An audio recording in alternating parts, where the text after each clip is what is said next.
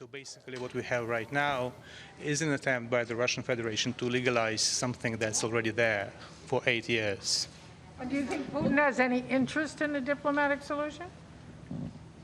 If you were strong enough to listen to this torrent of narratives, well, you tell me, what do you think?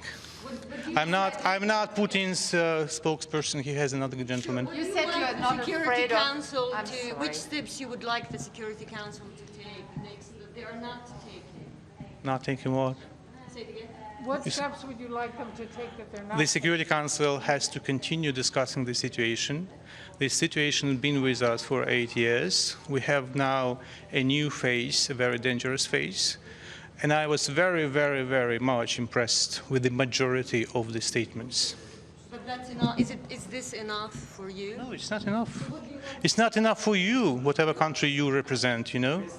So talk to your government and insist that your government saves the United Nations. So your minister, excuse me, you said you're not afraid of anyone or anything. So what are you going to do if they invade? We're going to defend our country. Your Minister of Interior said that Wagner... I'm not a spokesperson for the Minister of Interior. Your government just say they now expect that the West does something. I mean, does something. Not the West, the entire civilized community. Right. Yes. It's not yes, West is being hit by Kremlin, but as you heard today, my dear friend, as you heard today from Africa, and I invite you to reread the African statements. It's not about the West, after all. If there was anything very important in today's meeting, it was a very, very, very powerful statement by the African ambassadors when they spoke about colonialism, when they spoke about borders, when they spoke about imperialism. I invite you seriously to read the Kenyan statement. I invite you seriously to let your readers know about the statement of Ambassador of Ghana. I invite you seriously to share with your readers and viewers the statement by Gabon. I invite you to listen once again what the Ambassador of Mexico and Brazil said. Even the Russian ambassador, in his concluding remarks, said that the majority unfortunately said this and that. Even he confirmed de facto that the majority of the Security Council was not buying his arguments. So you were not happy with the European statements? Who said I was not happy? Don't put words in my mouth. What do you think about the sanction? Wait a second. Let me ask the gentleman. Go ahead. What do you think about the sanction from the United States and United Kingdom? I have to see them first. I haven't seen them yet.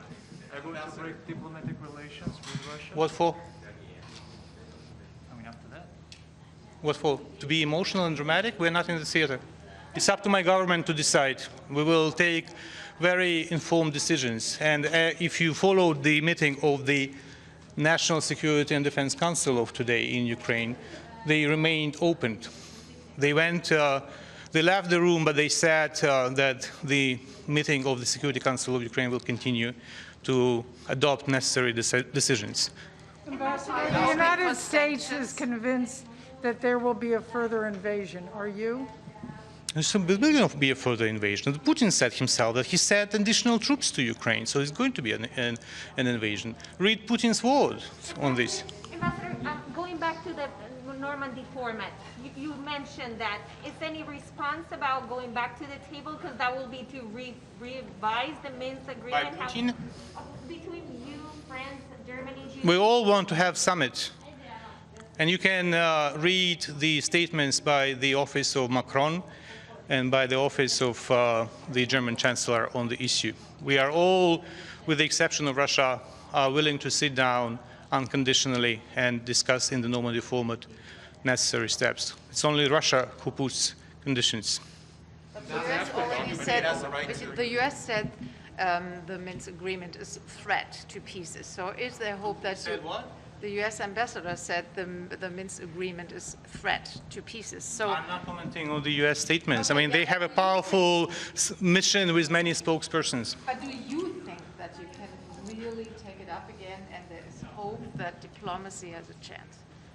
I said on the Minsk agreements what I said in my statement. You can quote my line in the statement on the Sir, Minsk. can I ask what document you held up today in the meeting? It was very well. I can show it again. Right, look. This one is the decree by President Putin of 26th of August 2008 on recognition of, I think it was Ossetia, right? Okay. That is the decree of today, all right? It's identical twins, identical twins. You change the geography, and in the Ukrainian decision, you just insert a couple of words on Minsk, because there was no Minsk in Georgia case. Copy machine, you know, copy. Next is country A, B, C, D, F. You can go online, the Kremlin site, and you can print it yourself, right? So if you want to have an authoritative copy, go on Kremlin's site and print out the decrees of 2008, number 1261, and the decree of 2022, number 72, and make a comparison. Mr. Ambassador, I actually heard the African speeches. They were very good, you're right. But now, in practical terms, what do you expect from the country that can help Ukraine? And my other question is, things got worse, much worse than a few months ago. Is there anything that your government will do different or what did in the last months?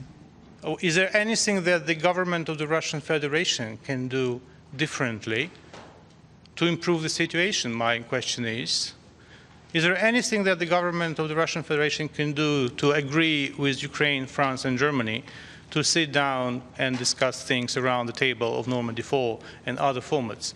So I would refer you to the government of Russia and to their spokespeople. Thank you. Good night.